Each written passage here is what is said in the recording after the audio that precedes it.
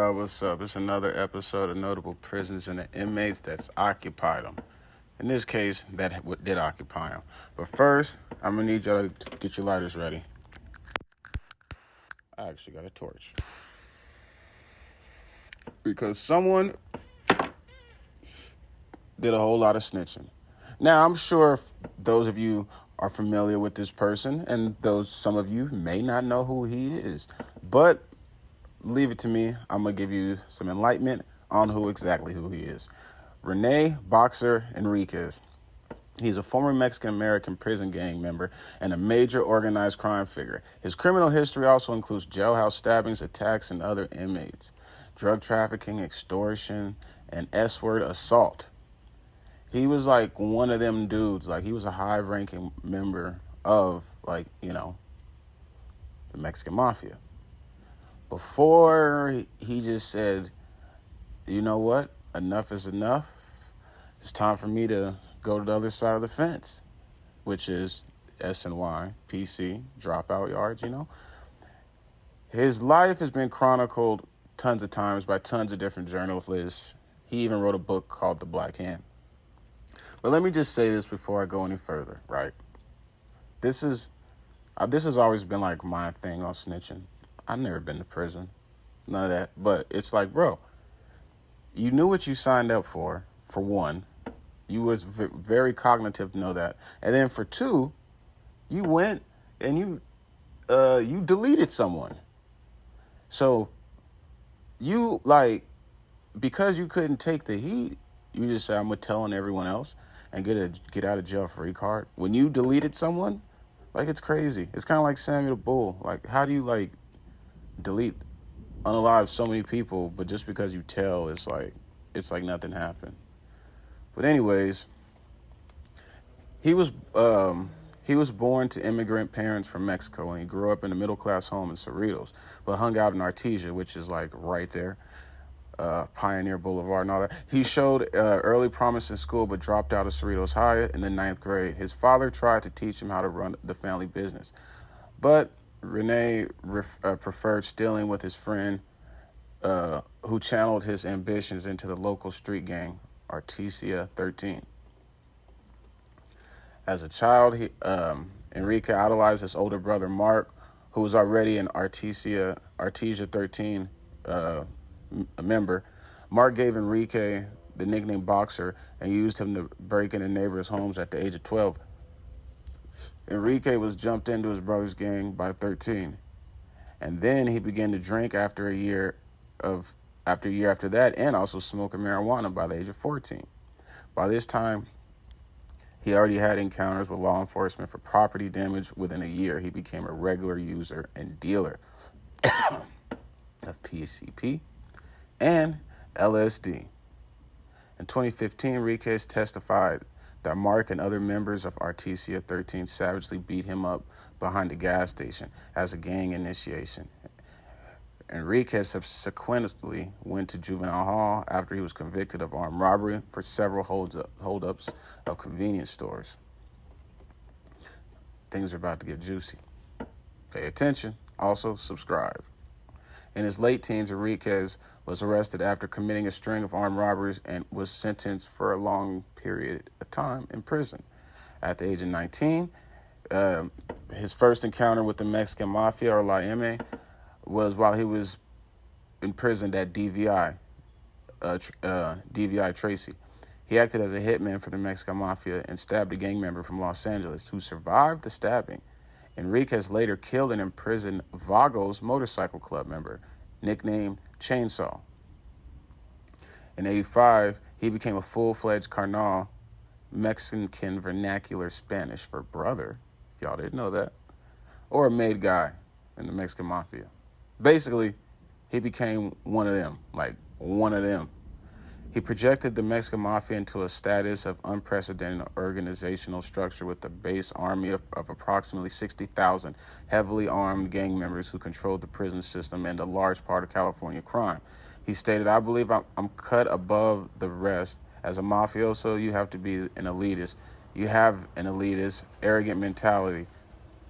That's how you carry yourself in the Mexican Mafia. That's how you project yourself. Those were his words. In 1989, Enriquez was released on parole and began extorting street tax from drug dealers and other criminals in the territory the Mexican Mafia had assigned to him. In the process, he committed 2 murders. He put out a contract on an alleged drug dealer, Cynthia Galvedon, whom Enriquez believed was holding back a street tax from law inmate. Enriquez also personally murdered fellow Carnal David Gallegos, who had been greenlighted for running from a gunfight. Enriquez personally gave Gallegos an overdose of heroin and then shot him 5 times in the head. So you was gangsta enough to do that, but then you flip like a coin. This man's new nickname is Flip Wilson. Enriquez was arrested and charged with Cynthia Galvedon's murder, to which he later pled guilty in return for life imprisonment rather than facing the death penalty. In 1991, Enriquez and other men assaulted Mexican Mafia leader Salvador Bernestro at a lawyer's interview room in the LA County Jail. They stabbed him 30 times, but Bernestro survived. Now, in 1993, the state sent him to Pelican Bay. Since he was a prison gang member, Enriquez was locked in a windowless isolation cell in the security housing unit, or the SHU. Their inmates spent 23 hours a day alone without seeing the outside world, except during their yard time, in which they are transferred to a small cage outside filled with workout equipment. What impacts me immediately, as he said, as soon as I walk in, it's the smell. I just stepped outside from the bus and you smell the pines, the redwoods, the forest, these earthy, loamy smells. But as soon as you step in the SHU, it hits you like a wave. It's the smells of despair, depression, desperation. This is a place where people come to die.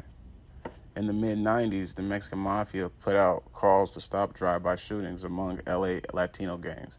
But Enriquez says the aim was not peace.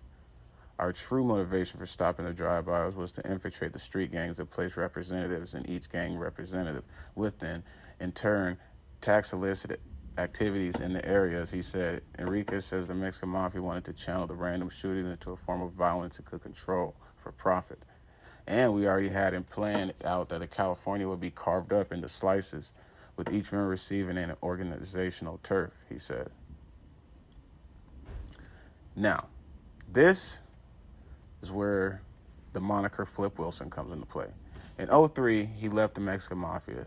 Since then, he has provided intelligence and other information to help law enforcement, acting as an expert witness in dozens of state murder and federal racketeering trials, and has spoken at a number of conferences and training sessions. In 2014, officials from at least 11 federal and state law enforcement agencies wrote letters to the State Parole Board attesting to his contributions.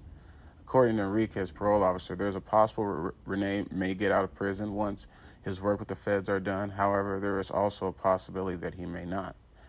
In February 2015, he told the parole board that if released, he would enter the federal government witness protection program because he remains on the Mexican Mafia's hit list.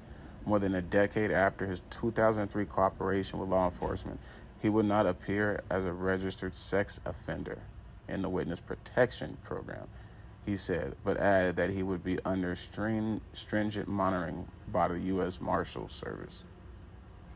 I cannot undo the past, but I can contribute to the future, he told the parole board. I can contribute to dissuading other individuals from participating in this. California Governor Jerry Brown, however, blocked Enriquez's release, writing, because he's a high-profile dropout targeted by the Mexican Mafia, Mr. Enrique Parole possesses a serious security risk to him, his family, his parole agents, and the community in which he is placed. On November 2nd, 2017, Jerry Brown denied parole for Enriquez, making it the 3rd time he has been denied by the governor. In April 2019, Enriquez was again denied parole by the governor, Gavin Newsom. Although he again expressed remorse for his criminal past and desire to change, the family of Cynthia Galvedon also testified before the parole board, disputing Enriquez's allegations that she was a drug dealer and questioning the sincerity of Enriquez's decision to break with the Mexican Mafia. But in July 2022, Enriquez was granted parole and now is a free man. I actually just watched a video on him a couple nights ago, and he was speaking about, when American Me came out. And I must say, it was a good video. Like, I thought he gave some good insight on it, so y'all go check that out. I forget the name of the page it's on, but that was a good one. But anyways, people, just, hey, the life that this man lived is not it. But if you decide to live that life, never turn on your brothers. It's just that simple, Man up and face your consequences for whatever it is. With that being said, I appreciate y'all for watching. Stay tuned. New episodes coming soon. Aye, let's get it.